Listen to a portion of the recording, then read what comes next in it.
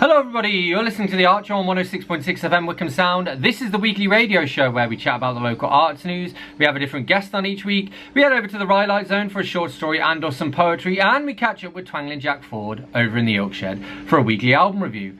As always, you can find us on Facebook. If you search for The Art Show on Wickham Sound, you should be able to find us. And we are repeated on Wickham Sound on Monday nights. We're on the Wickham Sound Listen Again, iTunes, Spotify and wherever else you get your podcasts. Please do leave us a short review on your podcast platform of choice. You can also find us on Facebook. If you search for The Art Show on Wickham Sound, you should be able to find us. And you can email me here at the studio on dane.cobain@wickhamsound.org.uk. That's dane.cobain@wickhamsound.org.uk. So this week we're going to be chatting to artist Jay Nolan-Latchford. But before we do that, we're going to head over to the Rhylight Zone for the latest instalment of Monsters of Rock by myself, Dane Cobain. Chapter 8, The Welsh Dragon, 1994. Yeva had Groen by the throat. "You said we'd do what?" she growled. "I didn't have a choice," Groen whimpered, his voice barely above a whisper thanks to the pressure on his windpipe. "He was a Dark Lord, you know what they're like. Crafty." "But a dragon, Groen." "How hard can it be?" he asked. "It's just a dragon." "That's not the point," Yeva snapped. "I'm vegan, Groen. It's like you're asking the Pope if you want." "I've met the Pope," Vlad Black said absent-mindedly. "Lovely chap. A vampire, of course." Yeva lessened her grip and Groen gasped for air. "The Pope is a vampire," she said. "Oh, yeah," Black said. "But what about all the crosses?"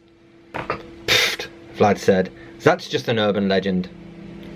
"Ahem," Steve said, coughing his way into the conversation with the kind of hacking wheeze that only the undead could manage. "Can we get back to the subject at hand, please? The dragon?" Yeva seemed to remember where she was and what she was doing. She jammed Groen back against his kitchen wall. "Listen," Groen said, "we can do this. We played to 300 people in the rain at the Kettering gig while they threw bottles at us. We brought the house down at that weird little pub in Aylesbury the night that centaur got knifed. We even opened for that glam rock band in Lincoln and got chased out of town by a mob of angry farmers. We can take on a dragon." "Why should we?" Yeva asked. "Because if we take him the head of the dragon, he'll give us a record deal," Groen said. "Did he say that?" Groen shrugged. "In as many words," he said. Yeva sighed and let Groen go. He dropped to the floor in a little heap and then pulled himself shakily to his feet. "Thanks," he said. "Look, whatever happens, I'm going to give it a go. You don't have to come with me if you don't want to." Chris growled. "I'm in." "Well, if Chris in, so am I," Vlad said. "What about you, Steve?" "I'm highly flammable," Steve replied, "but you only live once." This was long before it became a cliche. Technically, it was true. Both Steve and Vlad had died, and neither was technically alive again. They just hadn't let death get in the way of a musical career. "I'm in." Groen smiled and looked across at Yeva. "What about you?" he asked. "You coming?" "Fine," she sighed. "But if we all die, I'm going to kill you." Groen, Yeva, Steve and Vlad could fit in the minibus, but Guzd had to take the train. The carriages were packed and he was forced to lurk in a vestibule, packed in beside a couple of bikes and an oversized suitcase that was bulging at the seams. He actually had to take a couple of trains, but it was the same story on every one of them. They were all running 9 minutes late too. Typical. The band, meanwhile, drove in the van with the windows down, at least until they got to the motorway, with Steve riding shotgun and choosing which tapes to play on the stereo. Groen had wanted to listen to the band's EP, but Vlad told him that if they were going to take down a dragon, he'd need to leave his ego at home. Yeva was driving, of course. It was her vehicle. They made good time, outpacing the train and arriving in time for Yeva to drop the boys off and then to head to the station to collect Guzd. They regrouped at a cosy little pub in a village called Kutch, which was appropriately named the George and Dragon. The landlord was a human, but just about. Yeva called him over and ordered 4 lagers for the rest of the band and a diet lemonade for herself.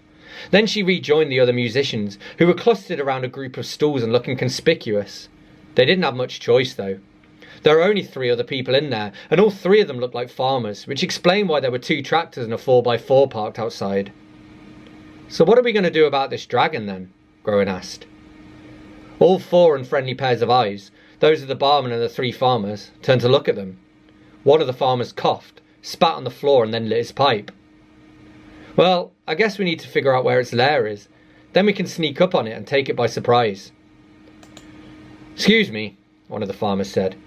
He looked like the youngest, though he was still in his late 30s or early 40s, and he had a thatch of lanky blonde hair that hung over his eyes. "Are you talking about the mighty dragon Cerise?" "Aye," Groen said, "the very same. What do you know of her?" "Not much," the man said, "but I'm mighty thirsty. Perhaps a drink would loosen my tongue a bit." Groen flashed a glance at Yeva, who responded with a middle finger. For a second or two, there was an impasse. Then Steve sighed the breathless sigh of the undead and dragged himself onto his feet, his bones creaking from the movement. The rest of them sat in silence until he came back later with another pint of lager. "I'm putting this on expenses," he murmured. "So what can you tell us about the dragon?" Groen asked. She's been a plague on the countryside for longer than I can remember," he said, his accent as thick and unfamiliar to Groen as Yeva's hint of old Latvian had been the first time he'd met her. "Always taking our pigs and our sheep. Some say they used to offer her a virgin on the blood moon, but you know what folk are like." "Where can we find this dragon?" Yeva asked.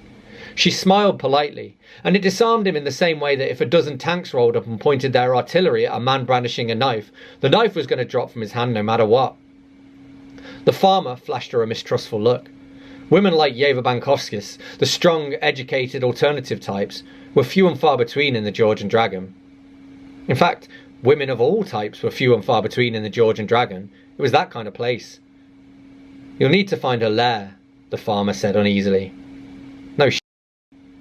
I heard it's somewhere in the valleys," he added. "They say she sleeps on a bed of gold." "Take us there," Yeva said. "No chance." "Take us there," she repeated, but this time she was no longer smiling. Her eyes had turned a steely grey and something had appeared in her hand. It was sharp, about 8 inches long, and digging into the man's lower back just enough that he'd feel it was there without it drawing blood. For a few seconds, a tense silence settled over the room as the farmer considered his options. Then he chuckled nervously and said, "Why not?" "That's the spirit," Yeva said.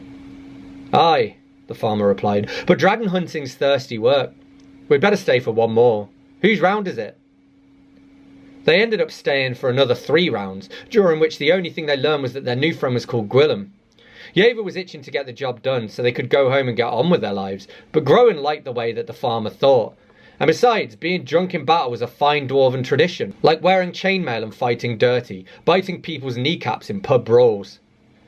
Then they all piled into the back of Yeva's van, except for Kuztu, who followed on foot, sprinting along the roads with huge booming footsteps. They drove slowly so that he could keep up with them, every one of them conscious of the fact that it was delaying their date with a 70-foot lizard that could breathe fire. The first signs of the dragon came about 1.5 miles outside the village. As the strange party wound its way through the Welsh countryside, they rounded a corner and came across a scorched black field, with sheep carcasses scattered throughout it, their rib cages poking up out of the mud and grime. Yeva swore in Elvish and almost drifted off the road as she took them in. "We're getting closer," she said. "Aye," Groen replied, "but not that close. You can tell because they're not still smouldering." Gwillem directed them further into the countryside from his spot in the passenger seat, with Steve relegated to squeezing in with the others in the back. Yeva thought it was hilarious, but Groen didn't. No dwarf in his right mind wants to be strapped into the back of a van between a vampire and a zombie. They soon pulled onto a narrow dirt road that took them into a forest, and from there through to the valleys. They were getting closer. They could smell the acrid stench of smoke in the air, and 5 minutes later they could see it on the horizon. "So, what's the plan?" Gwillem asked. "The plan?" "Yeah, the plan. You guys do have one, right?" Groen shrugged and a gloomy silence descended upon them once more. Yeva tried to fight it by putting some Alice in Chains on the stereo, but it only served to make the atmosphere even darker. And then all the lights went out. They came back on again a split second later as the dragon soared upwards and revealed the sunlight. It banked to the left and spat out a plume of fire that lit up the trees along the bank like a trail of warning beacons. Then it pirouetted and did a barrel roll before corkscrewing to its right and flapping its great leathery wings. It sank down onto the asphalt in front of them, and Yeva checked her mirrors and signalled before pulling over on the left side of the road. "Now what?" she said. "Now you switch to reverse and get the hell out of here," Gwillem said, but no one was listening. "Well, we came here for a reason," Groen said. "I say we go and have ourselves a little chat." "And what if it burns us alive?" "Then at least we'll die outside," Groen said, "but I'm hoping it won't come to that." Dragons are famously wordy creatures.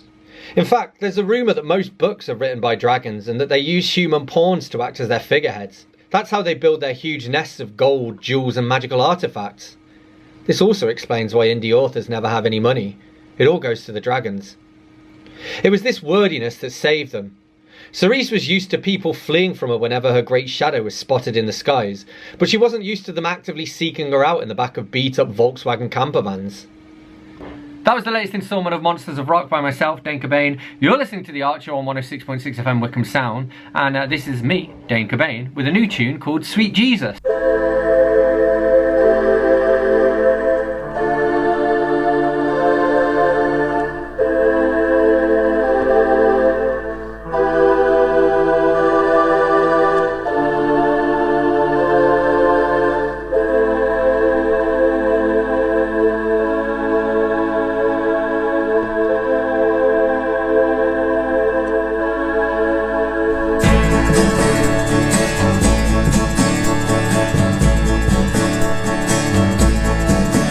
Sweet Jesus, come and find me where I'm sitting.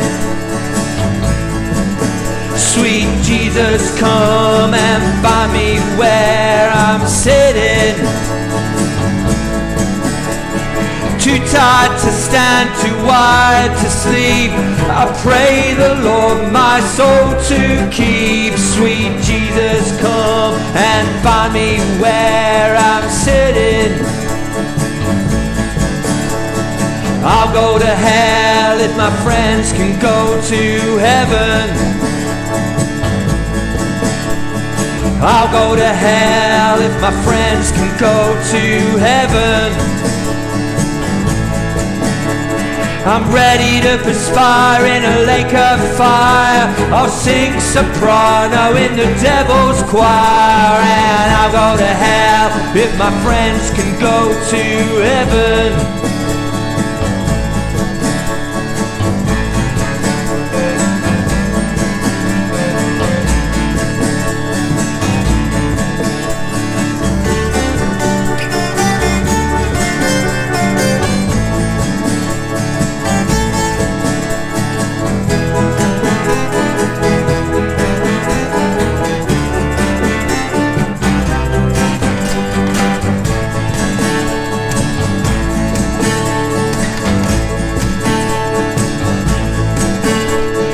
Heavenly Father, have mercy on my soul. Heavenly Father, have mercy on my soul. I know I've been a sinner, I've never been a saint. I'm a devil child, I'm about to faint. Heavenly Father, have mercy on my soul. I'll offer up a prayer for the people I loved and lost.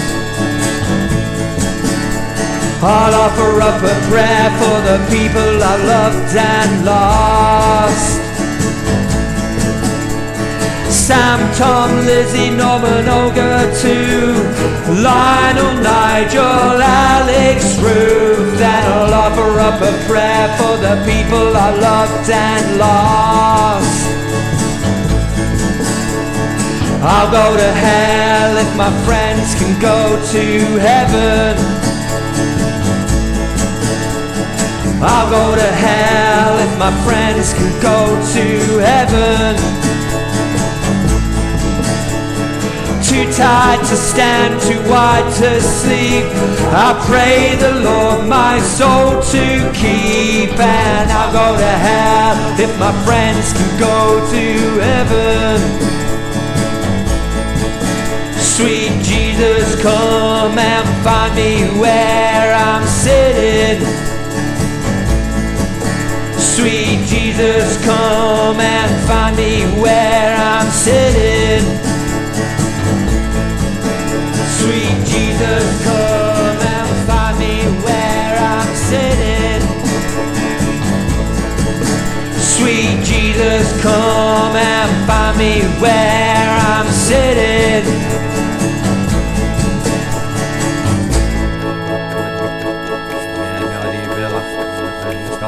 that part.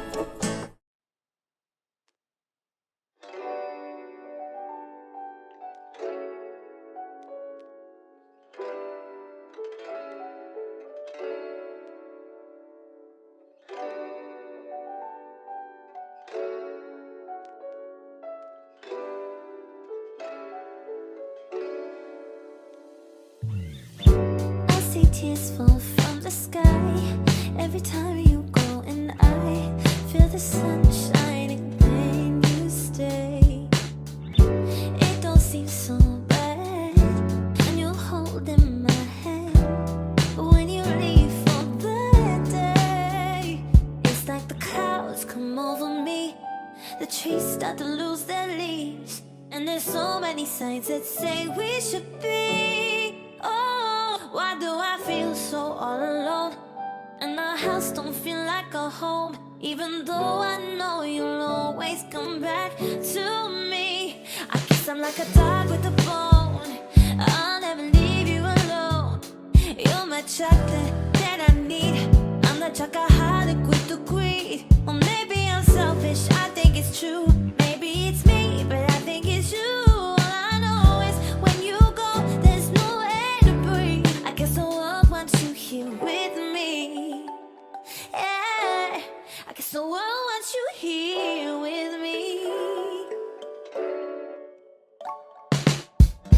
Like the nectar to the bee, I need every little drop of your honey. I die without you now, and you are the key to unlocking me, and only with you I'll be free. 'Cause boy, when you leave, it's like the clouds come over me, the trees start to lose their leaves, and there's so many signs that say we should be. Oh, why do I feel so all alone? And our house don't feel like a home, even though I know you'll always come back to me. I guess I'm like a dog with a bone, I'll never leave you alone. You're my chocolate that I need, I'm the chocoholic with the greed. Or maybe I'm selfish, I think it's true. Maybe it's me, but I think it's you. All I know is when you go, there's no air to breathe. I guess the world wants you here with me. Yeah, I guess the world wants you here with me.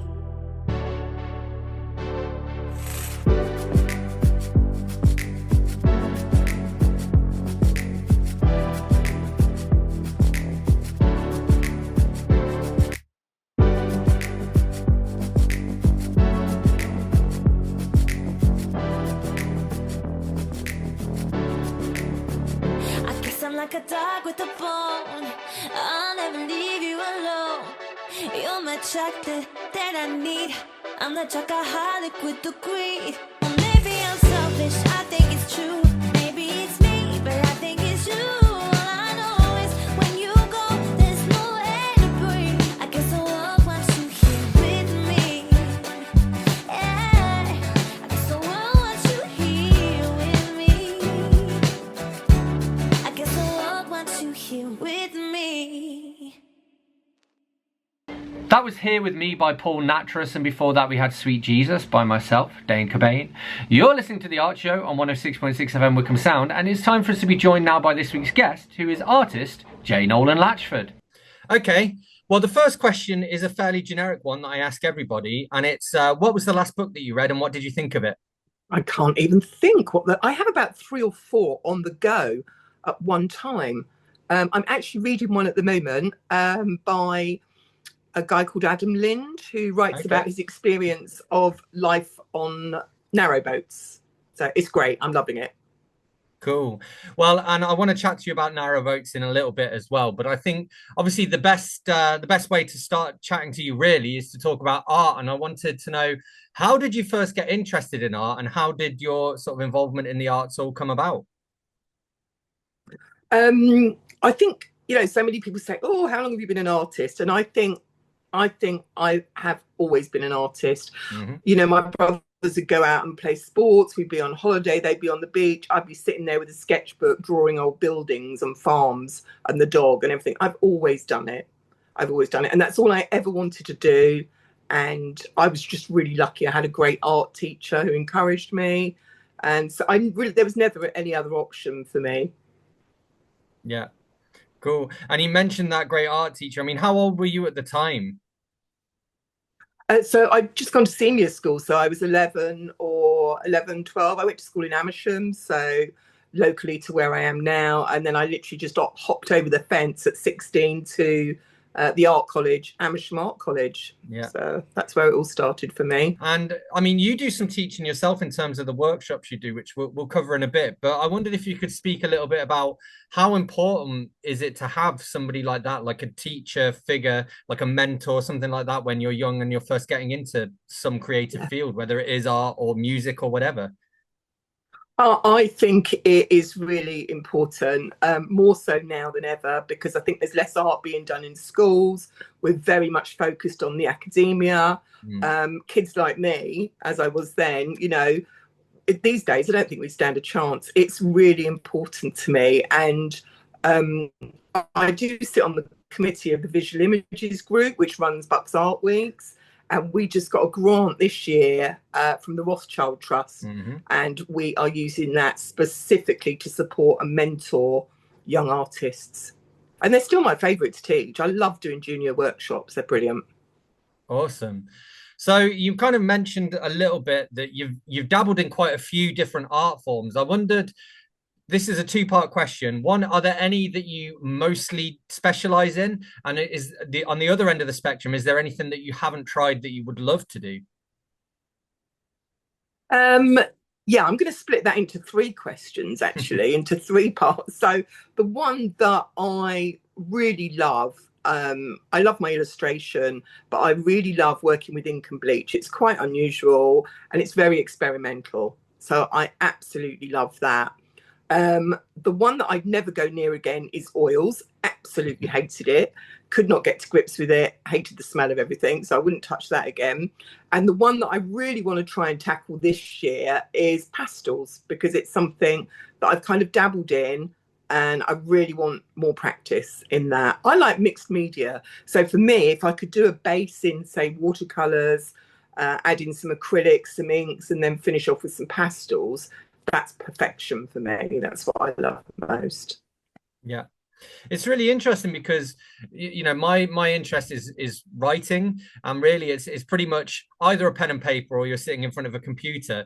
You don't really get that kind of sort of sensory input, especially smells, that you do as an artist. And I think it's like even with a musician, you don't really, maybe you get the smell of a new pack of strings or something like that, but that's about it. Whereas art, different media of art can have very different smells, from PVA glue to paints to oil pastels, as you say. Absolutely.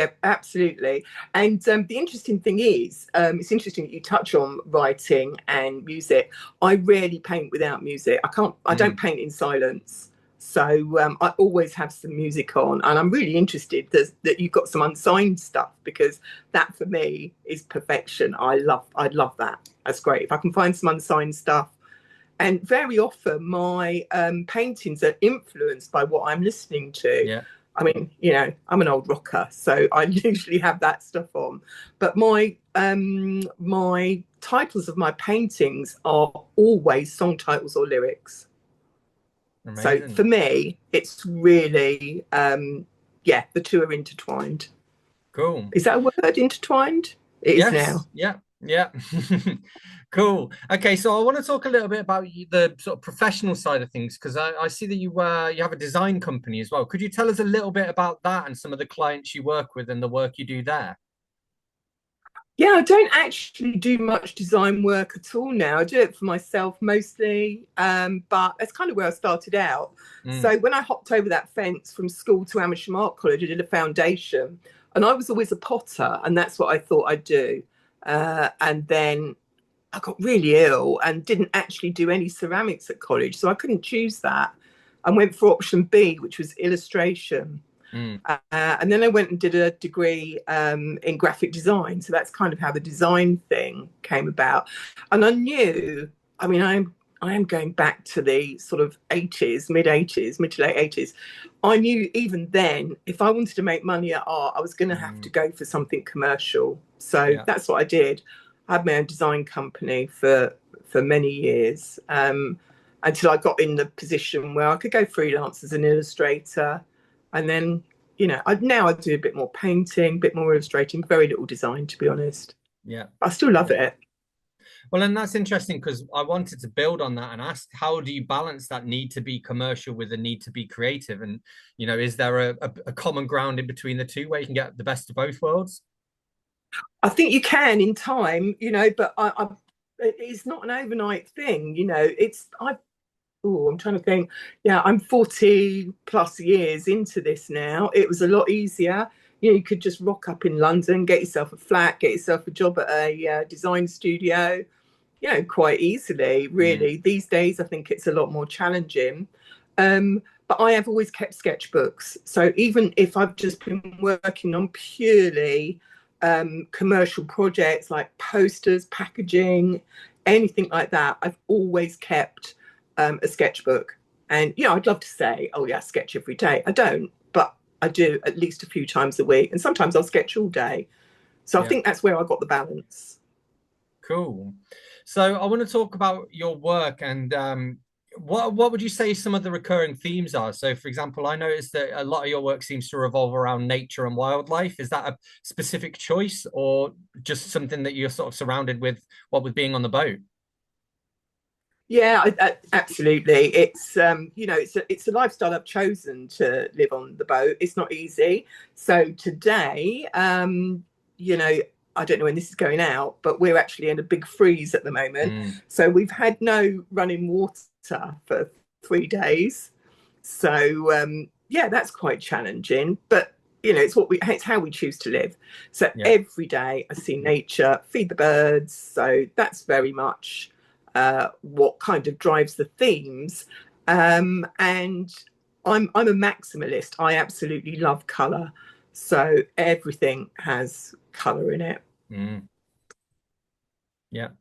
Well, and it's funny because I've never lived on a houseboat. I've always found the kind of lifestyle fascinating. I watch a few YouTube channels and listen to a few podcasts from people who live on narrowboats, and they say the one thing that narrowboaters always talk about when they meet each other is toilets. Is that true? Yeah. It's absolutely true. So the first thing that people who don't live on narrowboats say, oh, you must be freezing.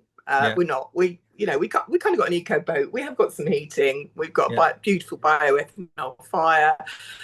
So that's if people that don't boat, and people who do boat, it's what toilet system have you got? So Cool. So can you tell us about your houseboat? So what's she called and how long you've been living on her?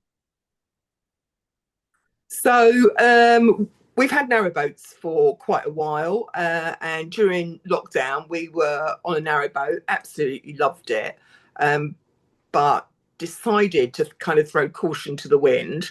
The kids have got no inheritance now, that's all gone, long gone, and we had a wide beam boat built. Nice, yeah. So it's like a houseboat, and it's called Stargazer because we have 2 great big skylight windows.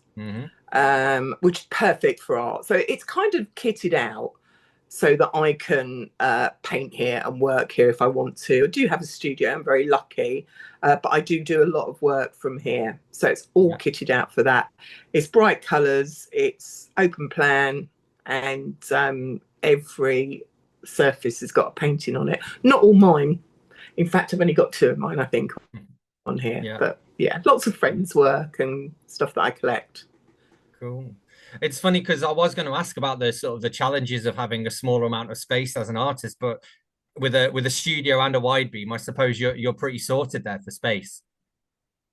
I am. Both the spaces are quite small, and storage is the absolute key. So I think years of experience of living on boats. When we kitted this one out, my son did it actually. He's a carpenter, and he's amazing. He's really resourceful, and we worked out that storage was the absolute priority. So I've got my art stuff here. I've got some in my studio, and the other thing that boaters have, you'll know a boater because their car is full to the brim of stuff, other stuff. So yeah, anything that doesn't have room here travels around the country in a car, basically. You're listening to The Art Show on 106.6 FM Wickham Sound. I'm your host, Dane Cobain. I'm here in conversation with artist Jay Nolan-Latchford, and this is I Fall with Air. To sleep, to sing, to yawn, whisper and dream.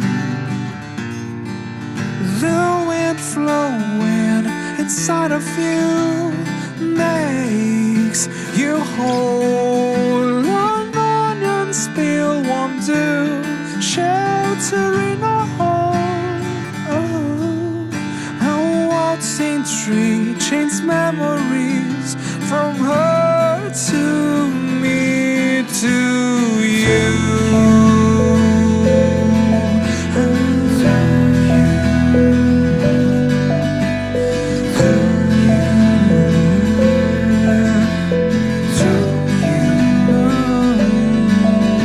The sky's a dancer, we're here. Its motion as it flies, a shame you weird float away. From them into us, we breathe it all back to the world. We flail the swim, we remain.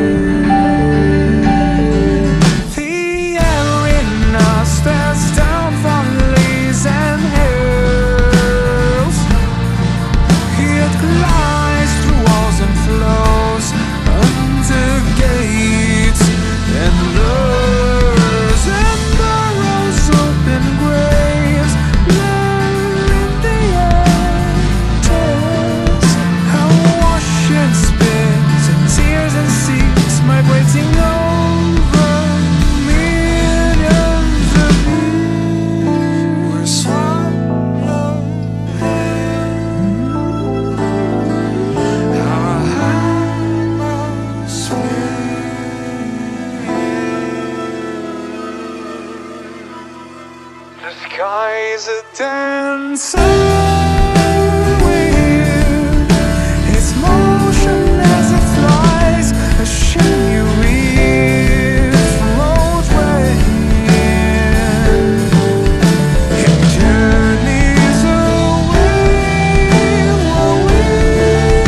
where we are forced to stay, our sojourn.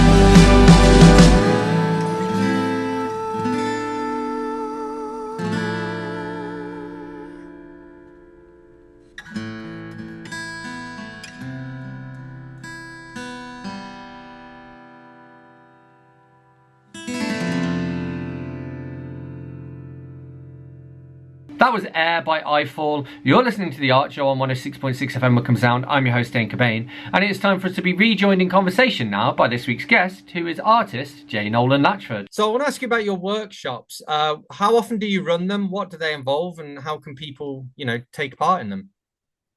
So I run generally about 10 a month that are open to everybody.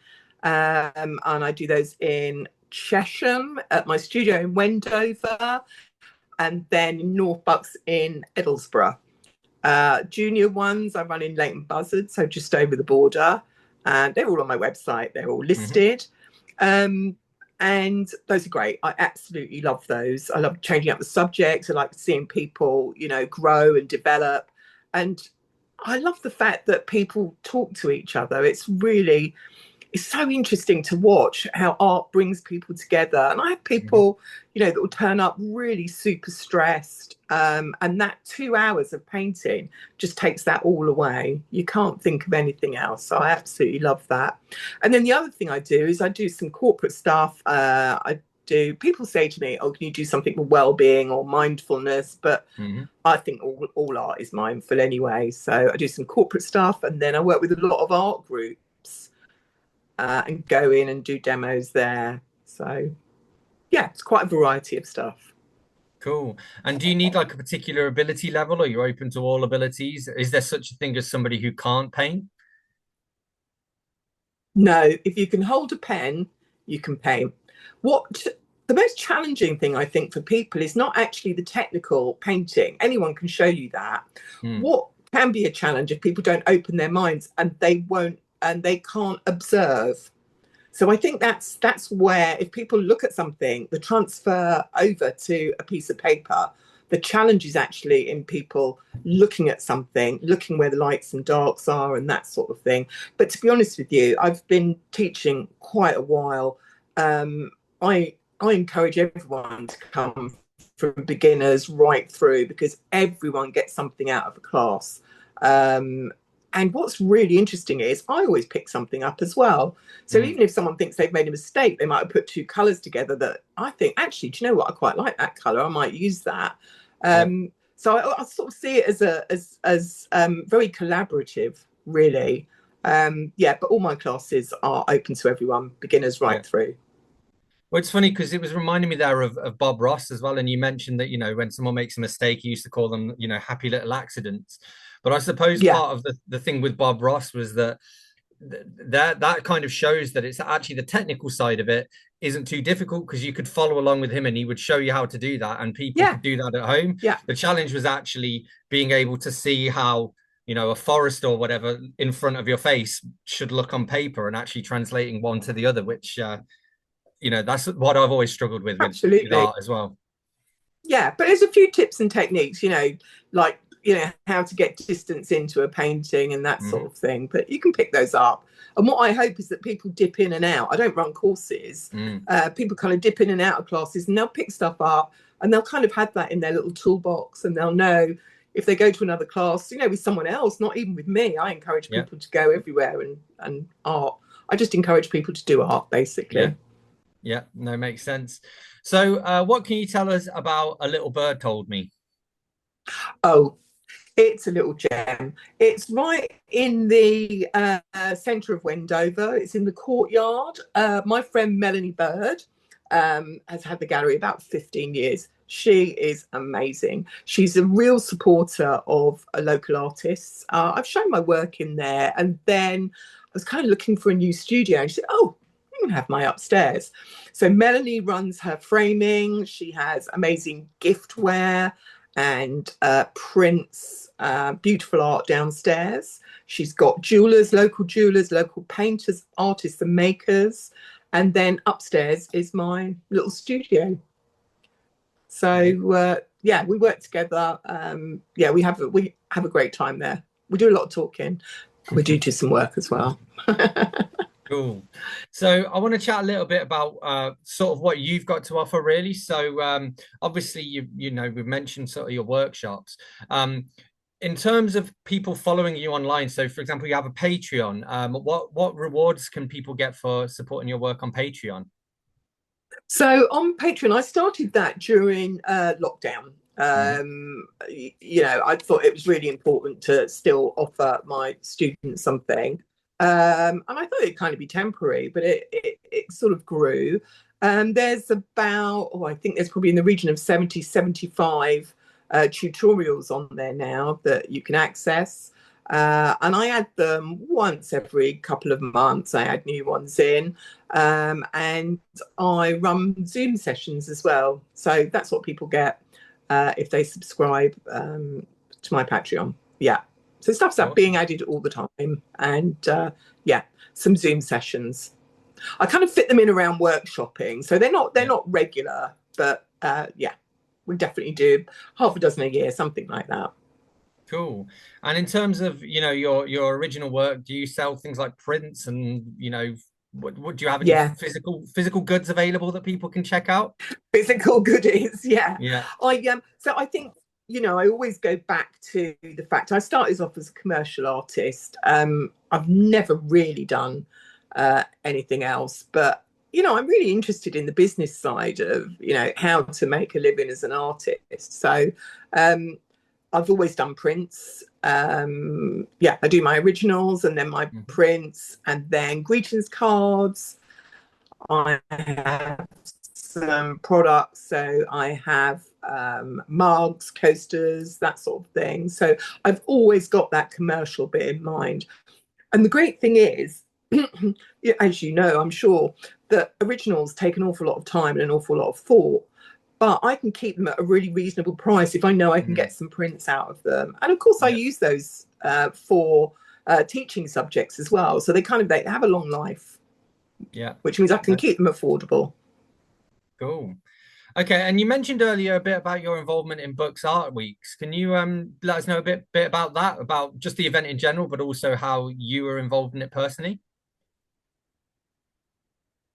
So I've done Bucks Art Weeks for quite many years. I've done Bucks Art Weeks, and I was approached to go on to the committee, and it's a standing joke on the committee. Our chair, Sam, she thinks I know every artist in Bucks, and I suppose I have been around a while, so it'll come up and she'll say, oh, do you know something? I say, yeah, know them, work with them, show with them, that sort of thing. Do you know, I think art for community is so important. It is something that I really am so happy to be involved in, and we've seen it grow. So the great thing about Bucks Art Weeks is that it is open to everybody, whether you're a beginner, you know, a starter, right through to professional artists. People open up their studios, they will group together and have venues and open up for those first couple of weeks in June every year. People run workshops. It's great. It's absolutely brilliant. And we have over 400 members in the visual images group, and about between 250, 300 take part every year in Bucks Art Weeks. So yeah, it's a great event. It's a great event to look forward to this summer. Definitely. Perfect. Okay, and just to end on, really, so what have you got planned next? So what have you got, you know, coming up throughout 2026, and where can people follow you to stay up to date? So I have my Instagram, Jay Nolan-Latchford Art. That's where most of my stuff goes. I've got JNL Art and Workshops on Facebook. I've got my website, which is www.jnlart.com. Coming up, I've got lots of exhibitions. I've got one up in Stony Stratford. I've got the Longwick Art Show. Straight after that, there's an amazing exhibition in Wendover at the church. That's the last bank holiday in May. And then Bucks Art Weeks, I'll be at my studio. And this year, we've got a new venue, group venue, which is Ascot House and Gardens in Wing, which is going to be amazing. I'm really looking forward to that. Big thank you to Jay Nolan-Latchford for joining me. You're listening to The Art Show on 106.6 FM Wickham Sound. I'm your host, Dane Cobain, and this is Mr. Kenny Diesel himself with Dad's Barmy. We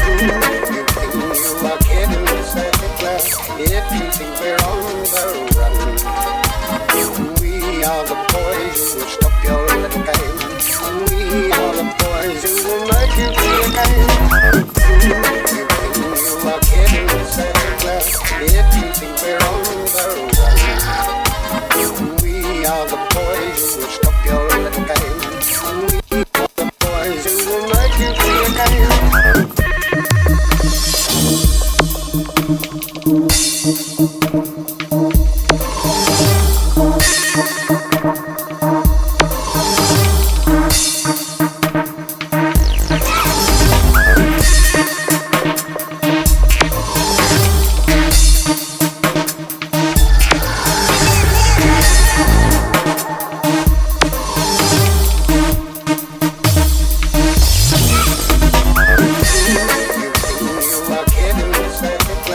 If you think we're on the run. We are the boys who will stop your little game. We are the boys who will make you feel again. You think you are kidding yourself, if you think we're on the run. We are the boys who will stop your little game. We are the boys who will make you feel again.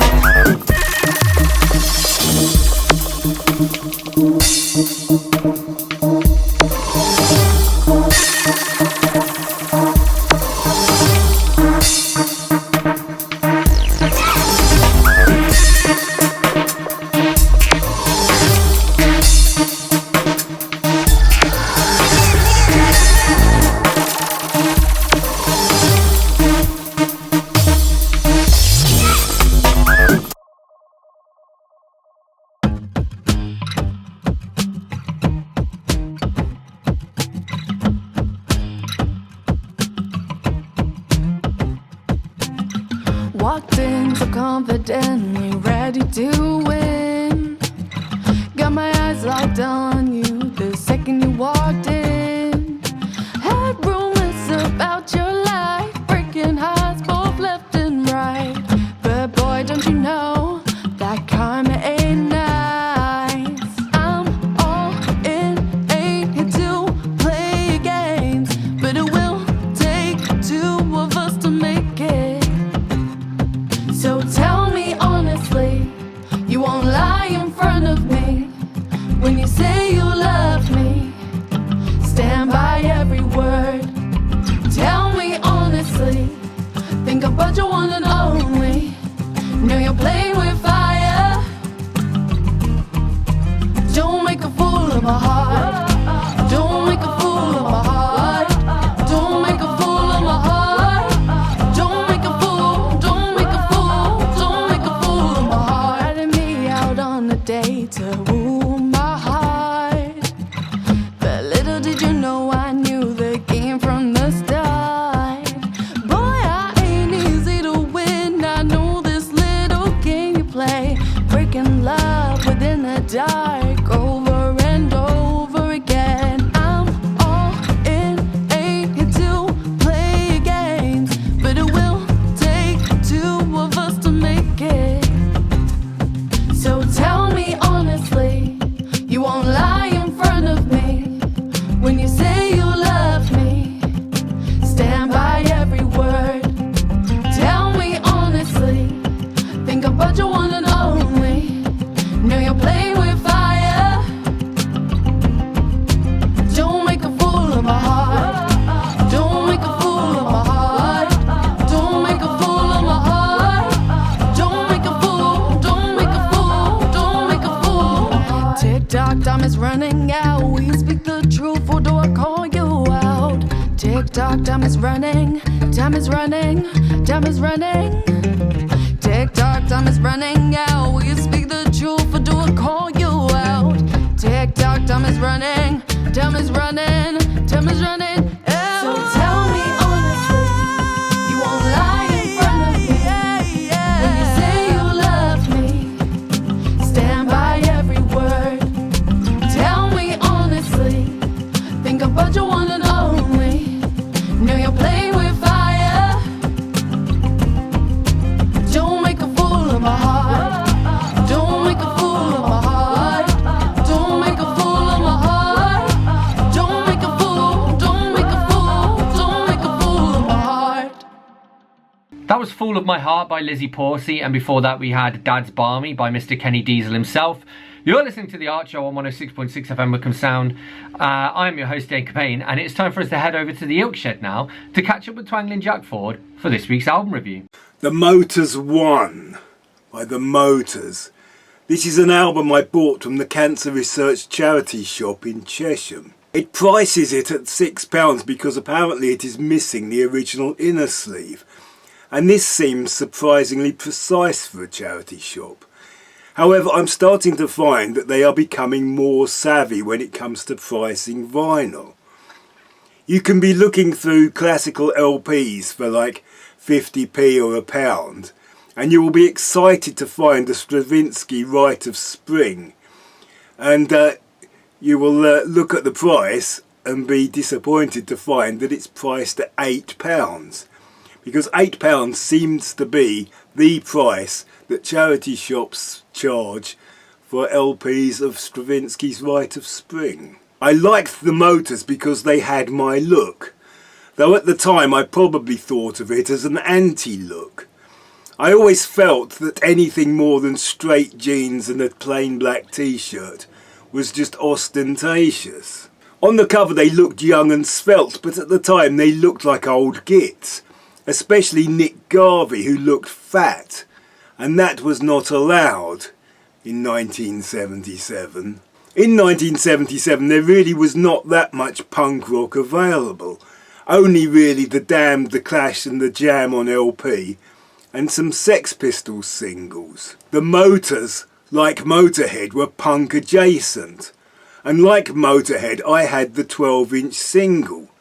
The song was Dancing the Night Away, and it was just my kind of thing. It was jangly and aggressive. It had a big build-up to a big fist-pumping, shouty, catchy chorus. The Motors were ex-pub rockers, and I had seen two of them playing in a pub in Harrow in the band Ducks Deluxe, who were one of the founders of pub rock. The Motors went on to have middle-of-the-road pop success with hit singles such as Forget About You and Airport. I saw them at the Reading Festival.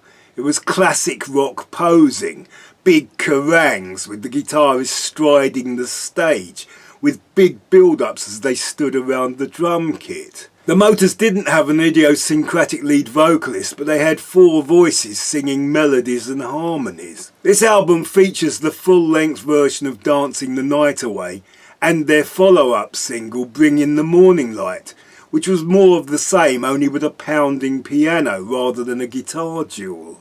The Motors, especially on Dancing the Night Away, used so many guitar ideas that I have since used. Like where you change one note in a sequence, totally changing the harmony, like Status Quo or Philip Glass. Or when you play different chords over a single bass line, keeping a single harmony for so long that there is a seismic shift when all the instruments change chord, like Hawkwind. If the Motors had done I Fought the Law, it would have sounded just like The Clash. There is a fast reggae song which is very like The Clash, but they also use a lot of heavy riffs and a solid 4/4 beat that actually reminds me of the Foo Fighters. The Motors, Motors 1, their first album.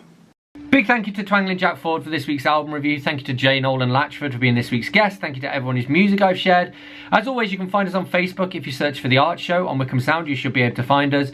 We are repeated on Wickham Sound on Monday nights. We're on the Wickham Sound Listen Again, iTunes, Spotify and wherever else you get your podcasts. Please do leave us a short review on your podcast platform of choice. It all helps. You can also reach out to me here at the studio by dropping me an email on dane.cobain@wickhamsound.org.uk, and you can find us on Facebook if you search for The Art Show by Wickham Sound. Yeah, you'll find us.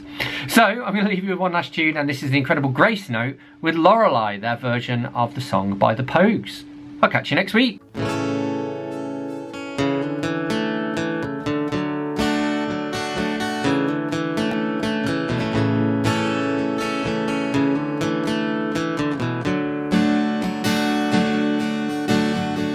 Told me tales of love and glory, same old sad song, same old story. The siren sings no lullaby, and no one knows but Lorelei. My castle's out of fairy tales, timbers shivered where once they sailed. The lovesick men who caught her eye, and no one knew but Lorelei. River, river, have mercy, take me down to the sea.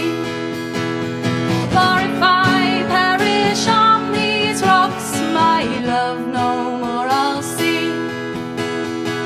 Thought of you in far off places, puzzled over lipstick traces. So help me God, I will not cry. And then I think of Lorelei.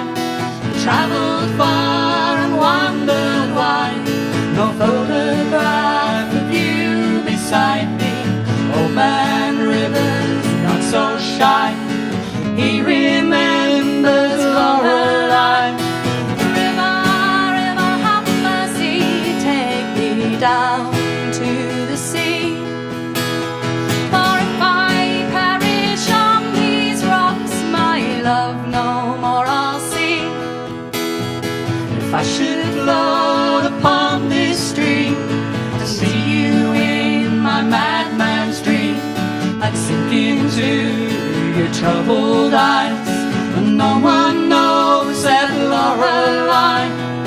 River, river, have mercy, take me down to the sea. For if I perish on these rocks, my love no more I'll see.